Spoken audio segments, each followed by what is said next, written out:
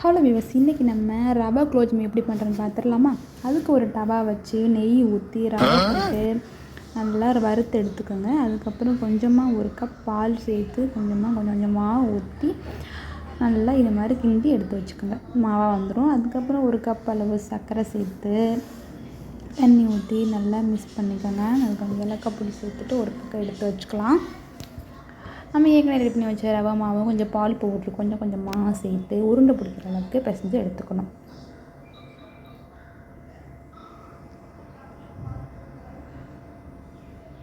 கூடவே இதில் கொஞ்சம் பேக்கிங் சோடா ஆப்ஷனல் தான் சேர்த்துக்கிட்டு நல்லா நம்ம உருட்டி எடுத்து வச்சுக்கலாம்.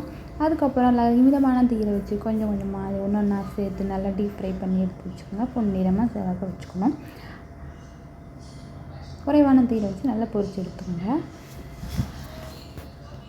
அப்புறம் நம்ம ஏற்கனவே ரெடி பண்ணி சுகர் சிரப்பில் ஒரு 10 நிமிஷம் வாங்கி ஊற விட்டு எடுத்து சாப்பிட்டு பார்த்தீங்கன்னா செம்ம சூப்பராக இருக்குங்க. சூப்பரான ஒரு ரவா குலோப்ஜாம் சிம்பிளாக பண்ணிட்டால இதே மெத்தடை ஃபாலோ பண்ணுங்கள். நீங்கள் இந்த வீட்டில் சூப்பராக குலோப்ஜாம் செஞ்சு அசத்துங்க. தேங்க்யூ.